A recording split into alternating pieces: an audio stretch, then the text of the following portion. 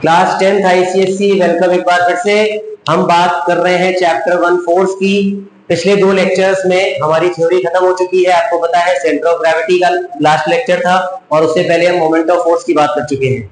ये है हमारा third and final lecture of chapter 4 जिसकी हम बात करेंगे।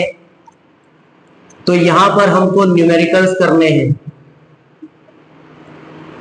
न्यूमेरिकल्स के लिए सबसे पहले मैं आपको फॉर्मूला रिवाइज करा दूं। सबसे पहला फॉर्मूला हमने पढ़ा है tau equals F into D.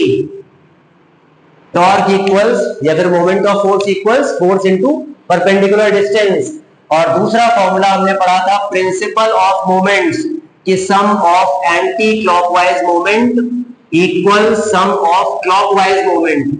इन्हीं दोनों फॉर्मूले पर बेस्ड है चैप्टर 4 के न्यूमेरिकल्स, क्योंकि इन दोनों के अलावा कोई फॉर्मूला आपके पास है नहीं। तो चलिए शुरू करते हैं क्वेश्चन से। पहला क्वेश्चन आपको आपकी स्क्रीन पे दिख रहा होगा। पहला क्वेश्चन है a machine can open a nut by applying a force of 120 newton using a spanner of handle length 0.4 metre. What should be the length of spanner handle if he wants to open it by applying a force of 48 Newton. बात समझिए इसकी ध्यान से। तो first question हमारा जिसमें हमको जो डेटा दिया है कि पहले हम फोर्स लगा रहे हैं जब 120 न्यूटन का, और कितनी स्पैनर की लेंथ है 0.4 मीटर, तो डी हो गया 0.4 मीटर। डी 0.4 कैसे हो गया? जब स्पैनर होता है जिस तरह का, तो आप हमेशा फोर्स कहां लगाते हैं? अदर एंड पे। तो इसकी लेंथ जो भी होगी दैट विल बी डी, क्योंकि यहां होता है पाइवोटेड पॉइंट फल्क्रम।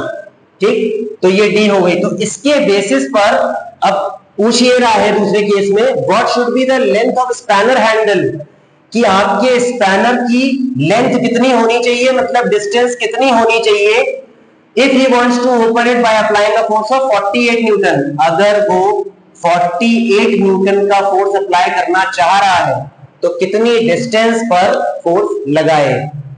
सबसे पहली क्लास में जब मोमेंट ऑफ फोर्स की बात की थी तो मैंने आपको एक खास बात बताई थी कि moment of force for a fixed body, for a particular body is constant, मतलब फिक्स्ड। तो जैसे इस स्पैनर को रोटेट कराने के लिए फिक्स्ड टॉर्क की जरूरत है, तो वो फिक्स्ड टॉर्क पहले आप निकालेंगे इस डेटा से।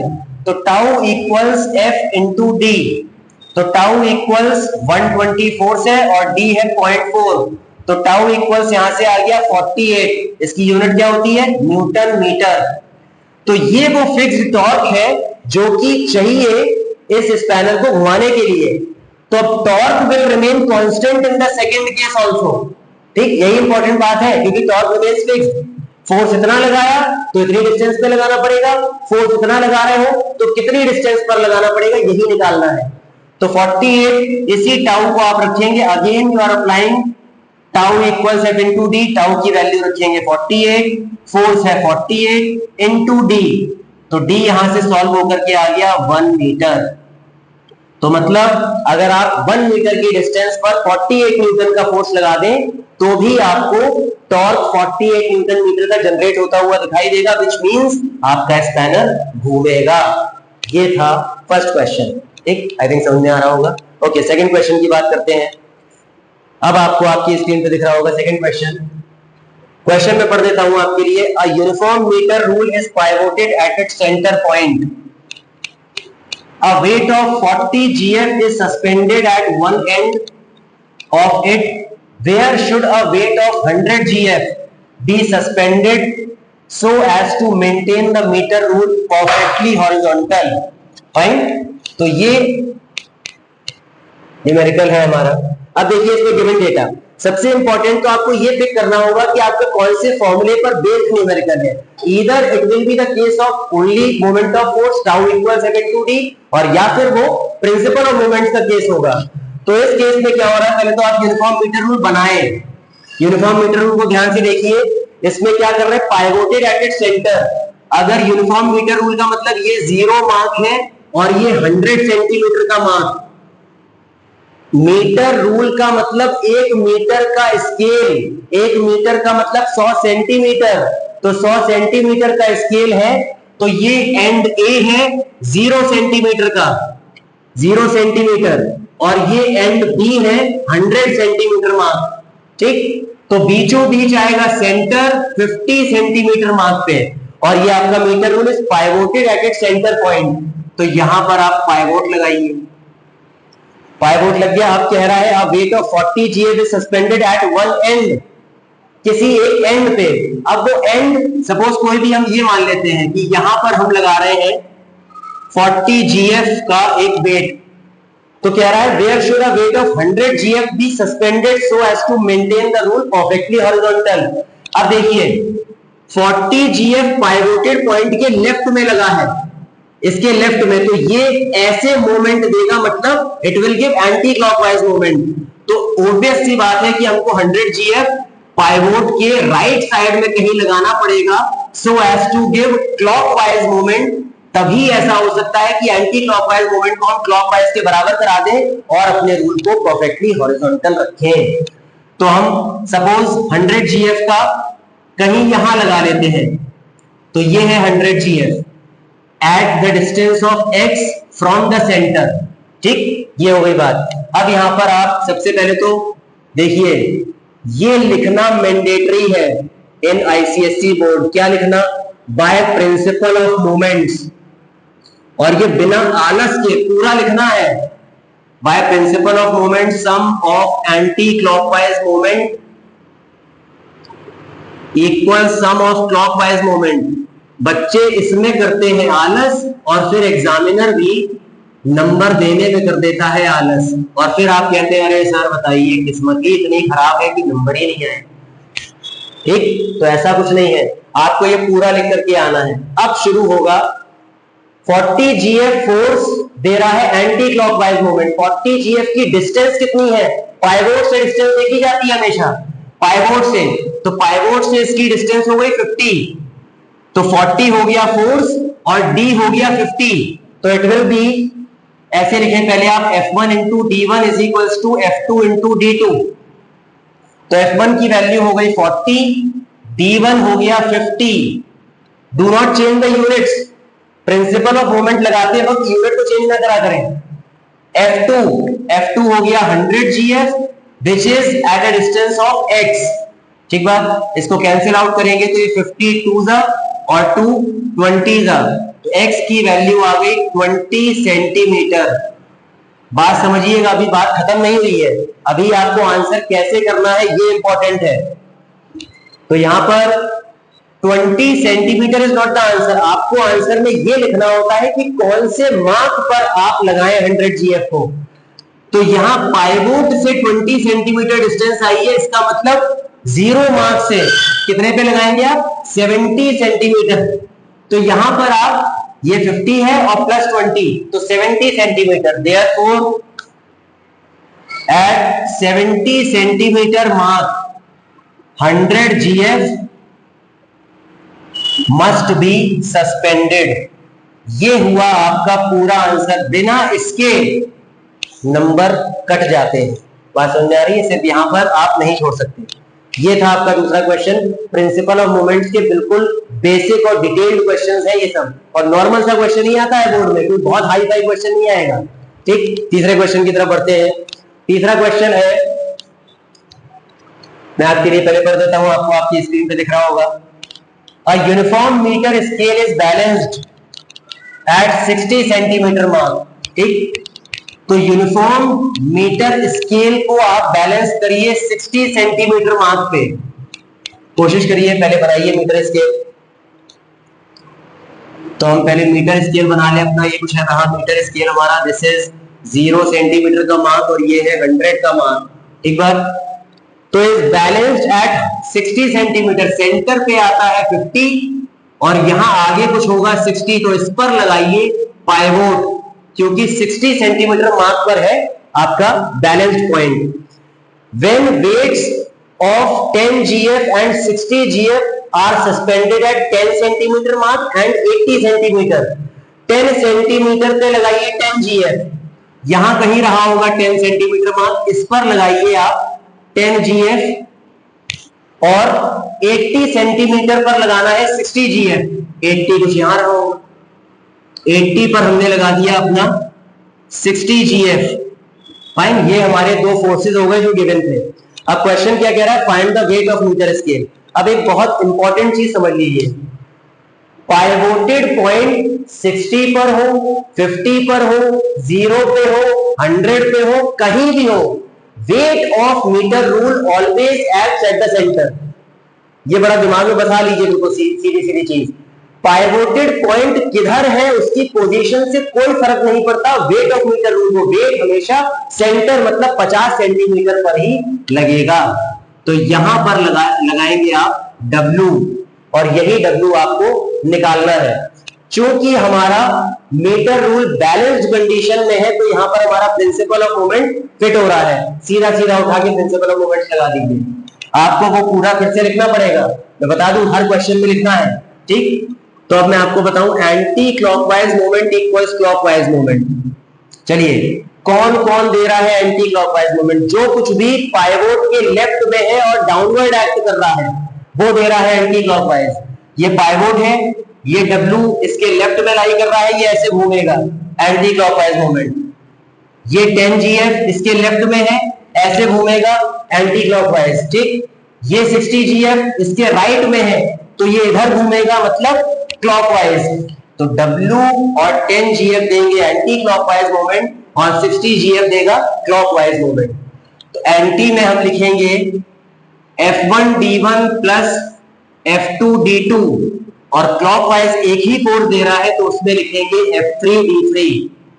एक F1D1, अब देखिए 10GF को मानते हैं, तो 10 की डिस्टेंस कितनी है? पाइवोट से कितनी है डिस्टेंस? सेंटर से नहीं, पाइवोट से। पाइवोट लगा है 60 पर और ये लगा है 10 पर। 10 से 60 तक की डिस्टेंस कितनी हो गई? 50। तो फोर्स 10GF और डिस्टेंस 50। दूसरा फोर्स W है, कितनी डिस्टेंस पर? 10 सेंटीमीटर की डिस्टेंस पर, ठीक। तो it is W into 10 equals F3 कितना लग रहा है? 60। कितनी डिस्टेंस पर?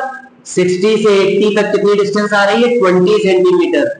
तो इट इज 60 इंटू 20। बात समझ आ रही है? ये हो गया 500 plus 10W equals this is 1200। इसको उधर भेज दीजिए, तो 10W इक्वल्स 700, 0 0 कैंसिल, तो W आ रहा है सीधा 70। क्या 70? जो भी बाकी फोर्सेस की यूनिट हो वही यूनिट होगी W की भी। अपनी तरफ से केजी नहीं लगा देना है, हमेशा देखना है कि फोर्स किस यूनिट में दिया है।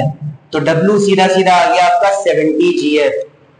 Therefore the weight of rule is 70GF। ये स्टेटमेंट्स की इंपॉर्टेंस पता नहीं आपके लिए कितनी है, बोर्ड के लिए बहुत है। बोर्ड इन स्टेटमेंट्स के ना होने पर सीधा नंबर उड़ा देता है, तो इसलिए स्टेटमेंट्स का बड़ा ध्यान रखें आप, ठीक। आगे बढ़ते हैं हम, 3 क्वेश्चन हमारे हो गए हैं। चलिए आगे की कहानी, नेक्स्ट क्वेश्चन की बात की जाएगी। नेक्स्ट क्वेश्चन एक पहले तो बड़ा आसान सा है आपका, जब आपको दिख रहा होगा आपकी स्क्रीन पे। चलिए क्वेश्चन में पढ़ देता हूं। A nut is opened by a wrench. Wrench का मतलब स्पैनर, पढ़ चुके हैं। A nut is opened by a wrench having 20 centimetre arm length.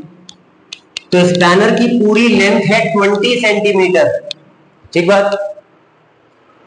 तो बात सीधी हो गई कि आपको D दे दिया गया है 20 सेंटीमीटर पहले से ही। If the least force required to open the nut is 2 newton, अगर फोर्स है लीस्ट फोर्स 2 न्यूटन का, calculate the torque needed to loosen the nut. सीधा सीधा क्वेश्चन है, बिल्कुल 1 नंबर वाला। F और D पता है, टाउ निकाल दीजिए, F इंटू डी। F की वैल्यू 2 और D की वैल्यू 20 सेंटीमीटर। अब यहां पर होती छोटी छोटी गलतियां, क्या? सीधा ये सॉल्व किया और टाउ को लिख दिया 40, और आगे न्यूटन मीटर भी लगा करके आ गए, और यहां हो गया काम खराब। क्यों? क्योंकि ये 2 न्यूटन है और ये 20 सेंटीमीटर। यूनिट्स का इंपॉर्टेंस बहुत है, हड़बड़ा करके सवाल को इजी देख करके गलती ना करके चले आइएगा। तो हमेशा यूनिट्स का इंपॉर्टेंस बहुत है, इसको तुरंत यहीं पर चेंज करेंगे। 20 सेंटीमीटर को यू विल राइट 0.2 मीटर, ठीक। अब पुट करेंगे तो फोर्स 2 न्यूटन का और D हो गया 0.2। तो टाउ आ रहा है 0.4 न्यूटन मीटर। ये क्वेश्चन में कुछ खास बात नहीं थी, बड़ा आसान सा सीधा क्वेश्चन है, लेकिन मैंने जानबूझ के यूनिट वाली चीज समझाने के लिए इसको रखा था यहाँ पर। ठीक, ये हो गया चौथा क्वेश्चन। पांचवें की तरफ बढ़ते हैं। देखिए पांचवा क्वेश्चन। अब पांचवा क्वेश्चन एक स्प्रिंग बैलेंस का क्वेश्चन है, जो आपको अब स्क्रीन पे दिख रहा होगा। ये थोड़ा सा अलग टाइप का क्वेश्चन आता है प्रिंसिपल ऑफ मोमेंट से। इस क्वेश्चन को देखिए। Given figure shows uniform metre rule of weight 2 kgf pivoted at one end A। हमने ये बनाया एक मीटर रूल, एक बात, जो कि पॉइंट ए पर पाइवोटेड है। ये रहा पॉइंट ए, 0 सेंटीमीटर का जो मार्क है उस पर पाइवोटेड है। तो आपको फिगर में पाइवोट लिखा हुआ है, ठीक, आप सीधा ऐसे बना सकते हैं, यहां आपका पाइवोट हो गया। उसके बाद वो कह रहा है at zero mark and supported at the other end B by a spring balance S suspended from a rigid support। B वाला जो पोर्शन है वो एक रिजिड सपोर्ट से स्प्रिंग के थ्रू कनेक्टेड है, कुछ ऐसे। एक बात, ये है spring S। When a weight of 4 kgf is suspended at point D at 40 centimetre mark. आपका ये मीटर रूल ही है, शुरुआत में लिखा है क्वेश्चन में, तो मतलब ये 0 मार्क है और ये 100 मार्क। तो ये हो गया बीचों बीच वाला 50, तो यहां कहीं लाई करेगा 40। तो 40 मार्क पर लगा है 4 kgf, तो ये नीचे लगा दीजिए आप 4 kgf का एक वेट। The rule remains horizontal, calculate the reading shown by the spring balance. अब देखिए ये क्या है इस कहानी से। अगर ये आपका इस तरह का मीटर रूल है, अगर इस पर मैं यहां से इसको पकड़ लूं और बीच में अगर कोई वेट टांग दूं, कोई वेट सस्पेंड कर दूं, तो ये मार्कर ऑटोमेटिकली नीचे झुक जाएगा। ठीक, क्योंकि इस पर कौन सा मोमेंट लग रहा है? अगर पाइवोटेड इधर है, पाइवोट अगर इधर है, तो फोर्स ये इसको ऐसा मोमेंट देगा, ऐसा मतलब क्लॉकवाइज, तो इसको रूल को ये क्लॉकवाइज डायरेक्शन में झुका ले जाएगा। ठीक, तो इसको बैलेंस कराने के लिए हमने क्या लगा रखा है? इस एंड को पकड़ रखा है स्प्रिंग से। तो ऑटोमेटिकली समझने वाली बात यह है कि अगर ये वाला फोर्स, ये वाला वेट इसको क्लॉकवाइज डायरेक्शन में ले जाने की कोशिश कर रहा है, तो यहां पर कुछ ना कुछ अपवर्ड फोर्स आपको लगाना पड़ेगा, so as to give anti clockwise moment. देखिए ध्यान समझिएगा, ये दे रहा है clockwise moment. To balance the rule you must apply the anti clockwise moment. Anti clockwise moment कैसे लगेगा? राइट साइड में ऊपर की तरफ फोर्स लगा के, ऊपर जब फोर्स लगाएंगे तो वो ऐसे एंटी क्लॉकवाइज मोमेंट देगा।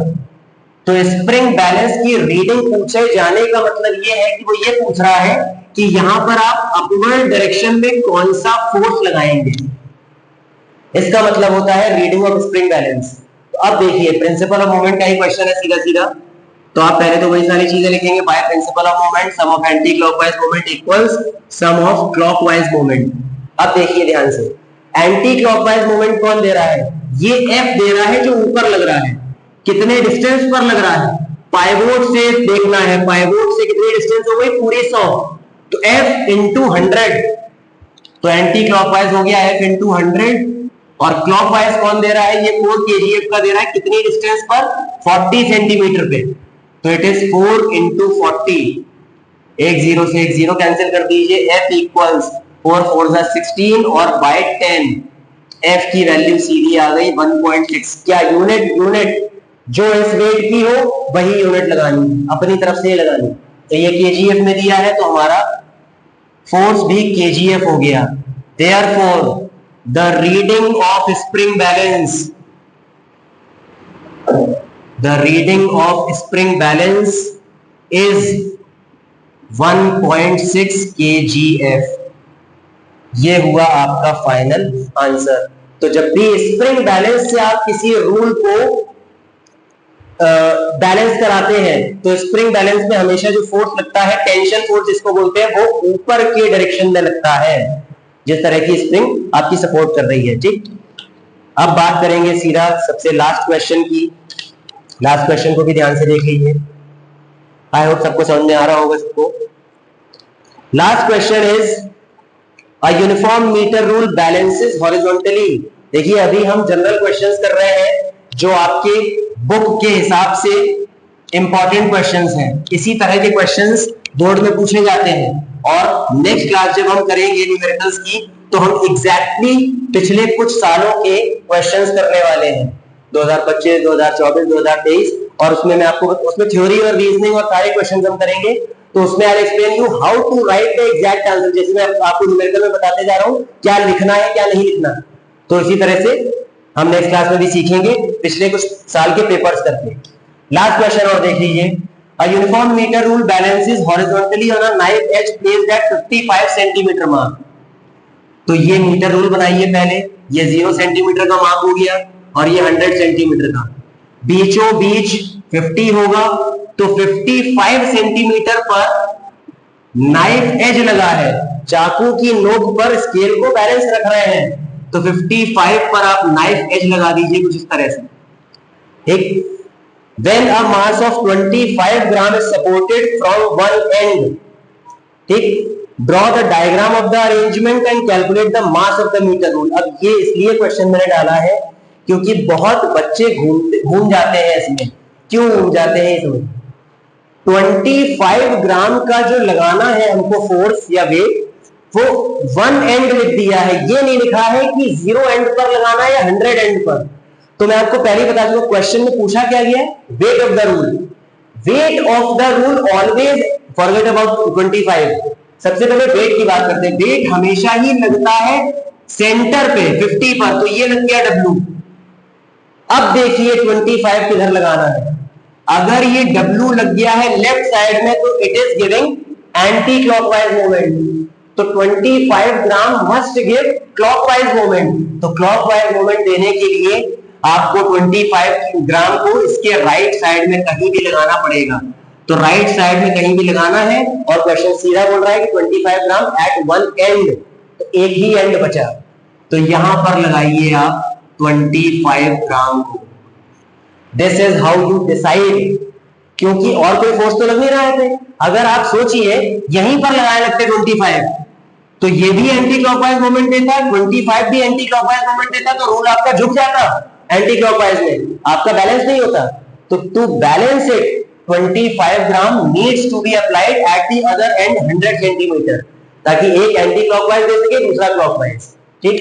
अब बात कहानी वही है फिर से, anti clockwise movement should be equal to clockwise.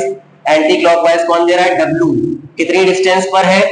50 से 55 कितनी डिस्टेंस हुई? 5, और इक्वल्स क्लॉकवाइज 25 कितनी डिस्टेंस पर? 55 से 100 कितना हो गया? 45, तो इट इज 25 इंटू 45, ठीक। आज बात समझ आ रही है? कैंसिल आउट कर लीजिए, 5 से 25 हो गया, तो W की वैल्यू आ रही है 5 इंटू 45, ठीक। तो ये सीधा सीधा 225 आ गया यूनिट। जैसे कि मैंने पहले ही बोला, यहां से डिसाइड करनी है, बाकी का फोर्स कितने में है? ग्राम में।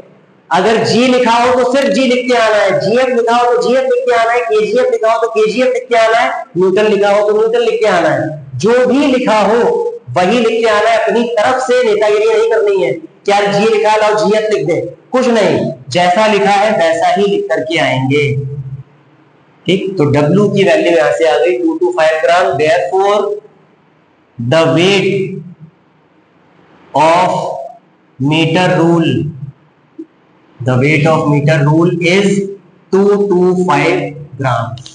ये थे आपके 6 न्यूमेरिकल्स जो हमको प्रिंसिपल ऑफ मोमेंट्स के करने थे। आई थिंक समझ में आए होंगे कंसेप्ट क्या है। अगर आपको पिक करने में प्रॉब्लम आ रही है एंटी क्लॉकवाइज, अब आप लगाइए, पहले अपनी नॉर्मल बुक लीजिए, जो भी आपकी टेक्स्ट बुक है, सेरिना है या एवरग्रीन है, कोई भी है, आप उसको लगाइए और जो भी प्रॉब्लम्स आती है वो आप कमेंट करिए, वो प्रॉब्लम्स मैं सॉर्ट आउट करूंगा, ठीक। क्योंकि ऐसे तो पता नहीं चलेगा कैसे आपको कहां पे प्रॉब्लम आ रही है। मैंने अपनी तरफ से पूरा समझा दिया है। नेक्स्ट क्लास अभी भी कोई खत्म नहीं हुई है, नेक्स्ट क्लास में हम पिछले साल के पेपर्स, यही फोर्स के क्वेश्चन डिस्कस करेंगे, उसमें आप और इलैबोरेटेड फॉर्म में समझ जाएंगे कि how to handle with the numericals, ठीक। तो आई होप सब ठीक जा रहा होगा। कमेंट करते रहिए, जो भी परेशानी है बताते रहिए। All the very very best, बहुत मेहनत करिए, ठीक। Okay, good bye.